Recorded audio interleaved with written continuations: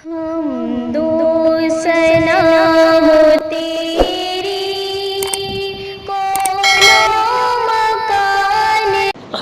علیکم ورحمۃ اللہ وبرکاتہ۔ حمد و ثنا ہے اس پاک پروردگار کے لیے جس کے قبضہ قدرت میں ہماری اور آپ سب کی جان ہے۔ دوستو، آج کے اس نشست میں ہم بات کریں گے امہات المومنین میں سے ایک ایسی ماں کے بارے میں جو ماں جناب محمد رسول اللہ صلی اللہ علیہ وسلم کی خدمت میں آئی ہیں اور آپ علیہ الصلاۃ والسلام کے بچے کی ماں بننے کا شرف حاصل کیا۔ انہی کا آج تذکرہ خیر ہے۔ ہم اس تذکرہ خیر کو سنیں گے۔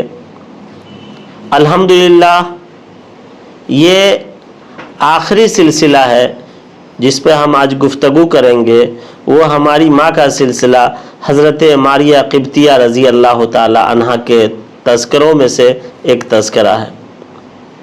اللہ کا شکر اور احسان ہے کہ ہم نے حضرت خدیجۃ الکبریٰ رضی اللہ تعالی عنہا کی زندگی سے لے کر کے حضرت میمونہ رضی اللہ تعالی عنہا کی زندگی تک گفتگو کیا، سمجھا ان کی سیرتوں کو، اور جہاں تک ممکن بن پڑا اسے سمجھانے کی کوشش کی۔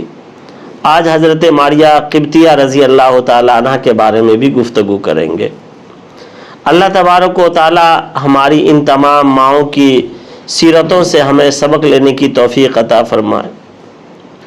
انہی ماؤں میں سے ایک ماں حضرت ماریہ قبطیہ رضی اللہ تعالی عنہا بھی ہیں۔ ہم ان کی زندگی کا بھی سرسری مطالعہ کرتے ہوئے چلے، مختصر میں ہم تھوڑا سا ان کی بات کو بھی ہم سمجھنے کی کوشش کریں، ان کی سیرت کو بھی سمجھیں کہ ان کا مقام، ان کا مرتبہ کیا تھا، اور اسلام میں داخل ہونے کے بعد انہوں نے اللہ کے رسول صلی اللہ علیہ وسلم کے لیے اور شریعت مطہرہ کے لیے انہوں نے کیا خدمت انجام دیے ہیں، اس کے بارے میں ہم آج گفتگو کریں گے۔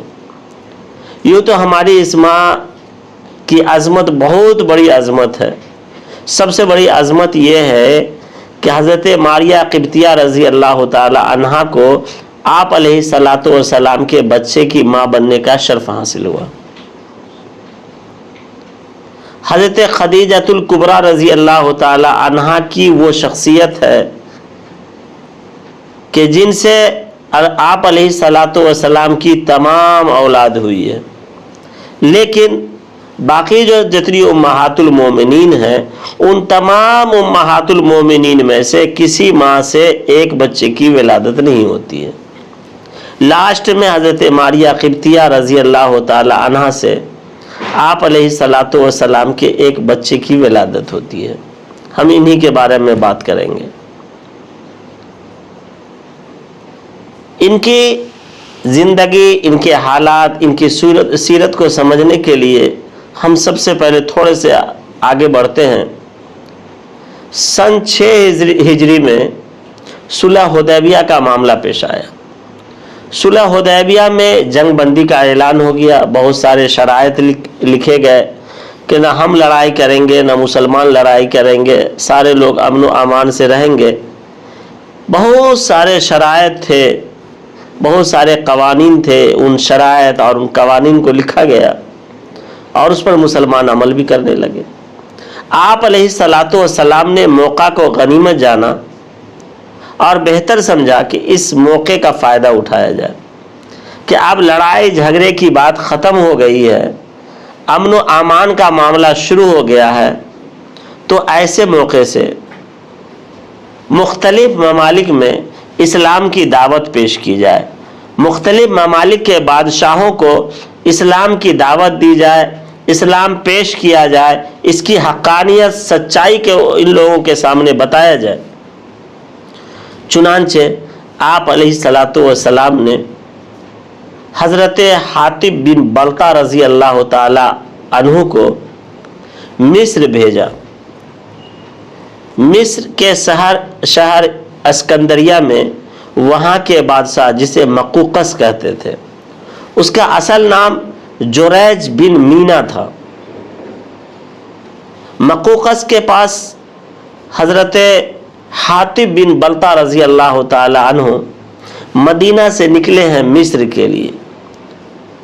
कई दिनों के सफ़र करने के बाद मिस्र के शहर अस्कंदरिया में पहुंच करके बादशाह वक्त मक़ूक़स के यहाँ जाकर के मेहमान बनते हैं। दरबारियों ने पूछा तो कहा कि मैं मदीना से आया हूँ, जनाब मुहम्मद रसूलुल्लाह सल्लल्लाहु अलैहि वसल्लम का कासिद हूँ, उनका भेजा हुआ मैं आदमी हूँ, कुछ पैगाम है जो तुम्हारे बादशाह को देने हैं। कासिद ने जाकर इजाज़त ली, इजाज़त मिली।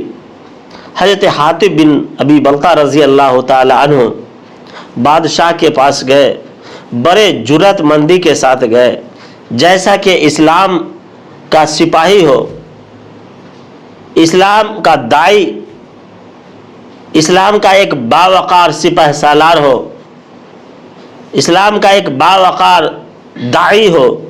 इस दाई की हैसियत से इस ख़त को लेकर, जनाब मुहम्मद रसूलुल्लाह सल्लल्लाहु अलैहि वसल्लम के ख़त को लेकर मिस्र के बादशाह मक़ूक़स के पास पहुँचते हैं और ये ख़त देते हैं।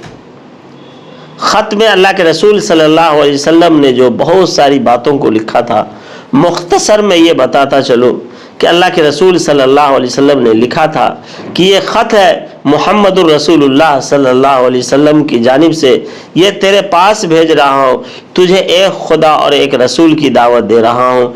तू पहले भी अहले किताब, चूँकि ये लोग ईसाई थे, तू पहले भी अहले किताब है, क्या ही बेहतर होता कि तू जो है दीन इस्लाम में आ जाता, और तो बेहतर होता।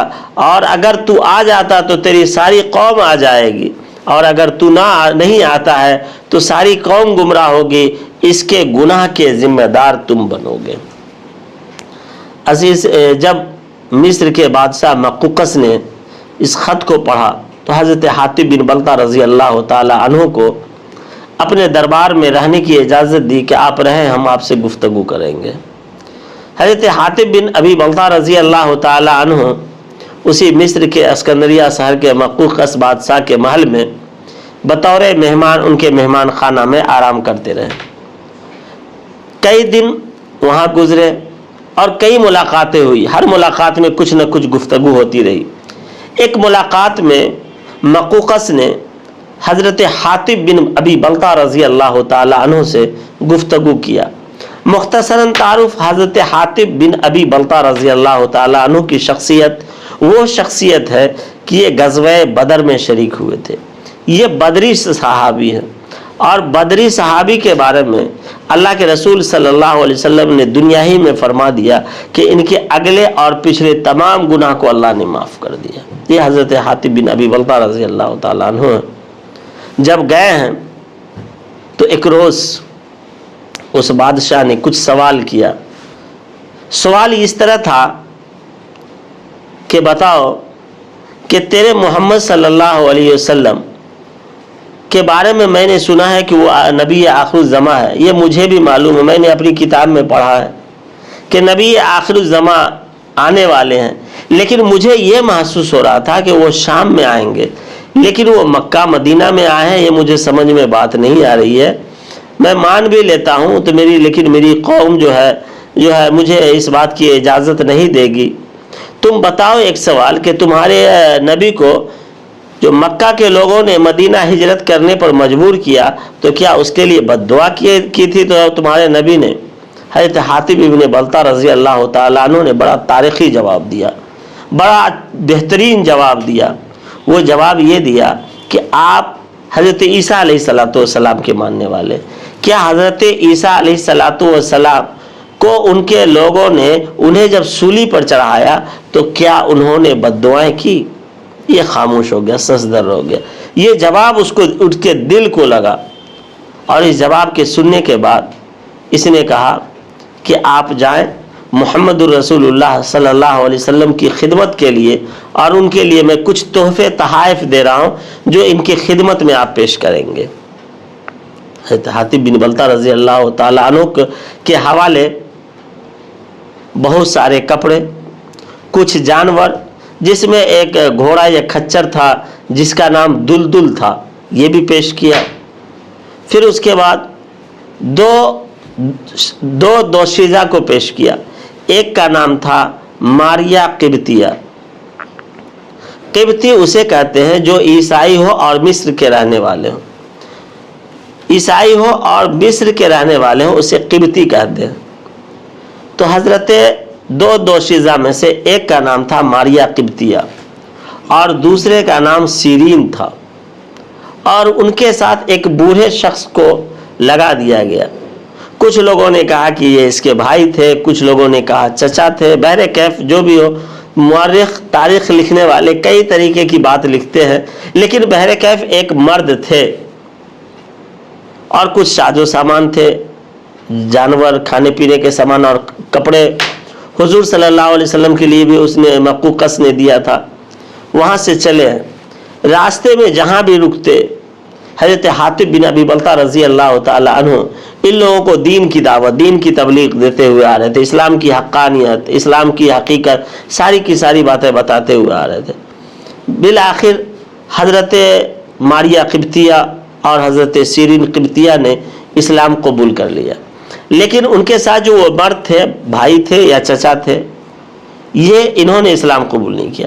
یہ مدینہ آنے کے بعد جناب محمد رسول اللہ صلی اللہ علیہ وسلم کے دیدار کے بعد اسلام قبول کر لیا. بہرکیف جب یہ لوگ مدینہ پہنچے ہیں تو اللہ کے رسول صلی اللہ علیہ وسلم نے ان تحائف میں سے بہت سارے تحائف کو صحابہ کرام رضوان اللہ تعالی علیہم اجمعین میں تقسیم کر دیا. اور جو دو خاتون تھی, اس دو خاتون میں ایک سیرین نام کی خاتون تھی, دوشیزہ تھی. اس کو اللہ کے رسول صلی اللہ علیہ وسلم نے حسان بن ثابت رضی اللہ تعالیٰ عنہ کے حوالے کر دیا. ان سے حسان بن ثابت رضی اللہ تعالیٰ عنہ کے ان سے حضرت سیرین سے ایک بچے کی ولادت ہوتی ہے جن کا نام عبد الرحمن بن حسان. پھر حضرت ماریا قبطیہ رضی اللہ تعالیٰ عنہ سے اللہ کے رسول صلی اللہ علیہ وسلم نے خود اپنے پاس رکھنے کا فیصلہ کیا اور ان کو اپنے حرم میں داخل کیا. اور حضرت خارجہ بن زید رضی اللہ تعالی عنہ کے مکان میں حضرت ماریا قبطیہ رضی اللہ تعالی عنہ کو جگہ دیا. یہ رہنے لگی. اللہ کے رسول صلی اللہ علیہ وسلم سے بے انتہا محبت, بے انتہا لگاؤ, اور یہ تہجد کی بہت پابند تھی. خاتون ہونے کے باوجود بھی تہجد بہت پابندی سے پڑھا کرتی تھی. حضرت عائشہ رضی اللہ تعالی عنہ فرماتی ہیں کہ خوبصورت ہونے کے باوجود, خوبصورت ہونے کے ساتھ ساتھ تہجد گزار تھی, بہت نیک خاتون تھی. یہ اللہ کے رسول صلی اللہ علیہ وسلم کے پاس رہنے لگی ہیں. ان سے ایک بچے کی ولادت ہوتی ہے. اس بچے کا نام آپ علیہ الصلوۃ والسلام نے حضرت ابراہیم رکھا. یہ ابراہیم کیوں رکھا؟ یہ اپنے دادا کی طرف, یعنی حضرت ابراہیم علیہ الصلوۃ والسلام کی طرف منسوب کر کے, اس لیے کہ ماریا قبطیہ جس خاندان سے تھی اسی خاندان سے حضرت اسماعیل علیہ الصلوۃ والسلام کی ماں تھی, اور حضرت اسماعیل علیہ الصلوۃ والسلام کے خاندان سے ہی اللہ کے رسول صلی اللہ علیہ وسلم ہے. اسی اعتبار سے اپنے دادا کی طرف حضرت ابراہیم علیہ الصلوۃ والسلام کی طرف منسوب کر کے ابراہیم نام رکھا. یہ حضرت ابراہیم جو ماریا قبطیہ کے بطن سے آپ علیہ الصلوۃ والسلام کے لختے جگر نور نظر تھے, بڑے خوبصورت تھے. انہوں نے کل عمر 18 مہینہ پایا, یعنی 1.5 سال. 18 مہینہ کا بچہ اچھا والا بول لیتا ہے. یہ اللہ کے رسول صلی اللہ علیہ وسلم جب حضرت ماریا قبطیہ کے گھر جاتے تو حضرت ابراہیم ماریا قبطیہ کے گود میں آ جاتے. اللہ کے رسول ان کو خوب کھلاتے, اور یہ کچھ تھوڑی تھوڑی اپنے اعتبار سے کچھ گفتگو بھی کر لیا کرتے تھے. یہ اللہ کے رسول کی داڑھی سے بھی کھیلا کرتے تھے. اللہ کے رسول بہت پیار کیا کرتے تھے. اچانک ایک مرتبہ خبر ملی کہ حضرت ابراہیم کی طبیعت خراب ہو گئی. اللہ کے رسول صلی اللہ علیہ وسلم جب ان کے گھر پہنچے, ماریا قبطیہ کے گھر, تو دیکھا, گود میں لیا تو ان کی سانس اکھڑ گئی تھی. کچھ ہی دیر کے بعد یہ ان کی روح پرواز کر گئی اور ہمیشہ کے لیے اللہ کے رسول صلی اللہ علیہ وسلم سے یہ جدا ہو گیا. اللہ کے رسول صلی اللہ علیہ وسلم نے اپنے گود میں لیا اور بیٹا سے یوں مخاطب کہا, بیٹا میں اللہ کی مرضی پر راضی ہوں. اللہ کا جو منشا تھا, اللہ کی جو مرضی تھی, اس پر میں راضی ہوں. لیکن افسوس اس بات کا ہے کہ آپ ہم سے جدا ہو رہے ہیں۔ اللہ کے رسول صلی اللہ علیہ وسلم کی پوری خاندان بیٹیوں سے چلی ہے۔ پہلے بھی حضرت خدیجۃ الکبریٰ سے بیٹے ہوئے، ان کا بھی بچپن میں ہی انتقال ہو گیا۔ حضرت ابراہیم علیہ السلام، حضرت ابراہیم جو حضرت ماریہ قبطیہ سے ہوئے، ان کا بھی انتقال ہو گیا۔ اللہ کے رسول صلی اللہ علیہ وسلم نے فرمایا کہ اگر یہ میرے بیٹے ہوتے تو اللہ تبارک و تعالیٰ انہیں نبی بناتا، لیکن اللہ کو نبی نہیں بنانا ہے، اس لیے بیٹوں کو اٹھا لیا۔ بیٹوں کا اٹھا لینا، اس لیے نبوت کا دروازہ، نبوت کا معاملہ بڑا سخت ہے، کیونکہ اللہ کے رسول صلی اللہ علیہ وسلم کے بعد کوئی نبی نہیں آئے گا۔ اس لیے اللہ کے رسول نے فرمایا کہ اگر نبوت ہونے والی ہوتی اور نبی آنے والے ہوتے تو میرا یہ بیٹا نبی بنتا، پھر لیکن نبی نہیں آئیں گے، اس لیے اللہ نے اٹھا لیا۔ پھر ایک موقع سے فرمایا کہ میرے بعد کوئی نبی اگر آتا تو حضرت جو ہے عمر ابن خطاب نبی ہوتے، لیکن نبوت کا دروازہ بند ہو گیا۔ اگر نبوت آنے والی ہوتی تو حضرت عمر ابن خطاب رضی اللہ تعالیٰ عنہ کو بھی بچپن میں ہی اٹھا لیا جاتا، لیکن چونکہ نبی آنے والے نہیں ہیں۔ تو حضرت ابراہیم علیہ السلام کے انتقال پر اللہ کے رسول صلی اللہ علیہ وسلم بہت مغموم ہوئے، آنکھ سے آنسو نکلنے لگے زاروں قطع۔ حضرت انس رضی اللہ تعالیٰ عنہ نے پوچھا کہ اللہ کے رسول صلی اللہ علیہ وسلم آپ رو رہے ہیں، آپ کی آنکھیں اشک بار ہیں، تو لیکن ایسے تو رونا نہیں چاہیے۔ اللہ کے رسول صلی اللہ علیہ وسلم نے کہا کہ گریہ و زاری کرنا، رونا، چلانا، پھاڑنا، تھپڑ مارنا، کپڑے چیرنا یہ منع ہے، لیکن محبت میں آنکھ سے آنسو نکل آئے تو یہ منع نہیں ہے۔ اس سے یہ پتہ چلا کہ اپنے عزیز، اپنے رشتہ دار، اقربا جو ہے عزیز رخصت ہوتے ہیں تو دل مغموم ہوتا ہے اور غم کی وجہ سے آنکھ سے آنسو آتے ہیں، تو اس کا منع نہیں ہے۔ اور یہ انسان کی ایک فطرت ہے، ایک فطری تقاضا ہے کہ انسان غم میں ڈوب جاتا ہے، انسان کی یہ فطرت ہے۔ تو اللہ کے رسول صلی اللہ علیہ وسلم نے اس طرح فرمایا۔ پھر حضرت ابراہیم علیہ حضرت ابراہیم رضی اللہ عنہ جو اللہ کے رسول صلی اللہ علیہ وسلم کے بیٹے ہیں، آپ علیہ السلام نے خود ان کے جنازے کی نماز پڑھائی، خود ان کے جنازے کی نماز پڑھائی ہے۔ انہی کے انتقال کے موقع سے سورج گرہن ہو گیا۔ لوگوں نے کہا کہ یہ آپ علیہ السلام کے بیٹے کے انتقال کی وجہ سے سورج گرہن ہو گیا۔ اللہ کے رسول صلی اللہ علیہ وسلم کو جب یہ بات معلوم ہوئی تو آپ علیہ السلام نے فرمایا نہیں، یہ اللہ کا نظام ہے، سورج کا، چاند کا، ستارے کا نکلنا اپنے وقت سے ڈوبنا، سورج گرہن ہونا، چاند گرہن ہونا، یہ اللہ کا نظام ہے، کسی کے پیدا ہونے اور مرنے سے اس کا کوئی لینا دینا نہیں ہے۔ اسی طرح جو لوگ یقین عقیدہ رکھتے ہیں کہ کسی کے انتقال، کسی کوئی اور معاملے کی وجہ سے چاند گرہن ہوا یا سورج گرہن، یہ عقیدہ بالکل غلط ہے۔ اللہ کے رسول صلی اللہ علیہ وسلم نے اسے ثابت کر دیا۔ پھر حضرت ماریہ قبطیہ رضی اللہ تعالی عنہ رہنے لگی اللہ کے رسول صلی اللہ علیہ وسلم کے ساتھ۔ اللہ کے رسول صلی اللہ علیہ وسلم کو کچھ ہی دنوں کے بعد وصال ہو گیا، 63 سال کی عمر میں، 11 ہجری میں بیوہ ہو گئیں، پھر رہنے لگی۔ اللہ کے رسول صلی اللہ علیہ وسلم نے اپنی زندگی میں ہی انہیں وظیفہ مقرر کر دیا تھا۔ وظیفہ مانے یعنی تنخواہ جو ہے فنڈ کہ اتنا ان کو ملے گا، یعنی ہر مہینے کبھی بھیج دیا کرتے تھے، کبھی 2 مہینے کا ایک مرتبہ، لیکن دیا کرتے تھے۔ آپ علیہ السلام کے بعد حضرت ابو بکر صدیق نے یہی وظیفہ دینا شروع کیا۔ فرمایا کہ اگر بیت المال میں نہیں بھی ہوگا تو میں اپنے جیب خاص سے حضرت ماریہ قبطیہ کو میں دوں گا، اور دیتے رہے۔ ان کے وصال کے بعد حضرت عمر ابن خطاب رضی اللہ تعالیٰ عنہ نے جو حضرت ماریہ قبطیہ رضی اللہ تعالیٰ عنہ کو یہ دیا ہے۔ پھر حضرت عمر ابن خطاب رضی اللہ تعالیٰ عنہ کے ہی زمانے میں 16 ہجری میں حضرت ماریہ قبطیہ رضی اللہ تعالیٰ عنہ اس دنیا سے رخصت ہوتی ہیں، اور حضرت عمر ابن خطاب رضی اللہ تعالیٰ عنہ نے جنازے کی نماز پڑھائی ہے۔ اس طرح سے ہماری یہ ماں، ہماری امت کی ماں جو ہے اس دنیا سے ہمیشہ ہمیش کے لیے رخصت ہو جاتی ہیں۔ اللہ تبارک و تعالیٰ ان کے قبر پر کروڑوں اربوں رحمتیں نازل فرمائے، اور ہمیں اور آپ سب کو اپنی اس ماں کے قبر کا دیدار نصیب فرمائے۔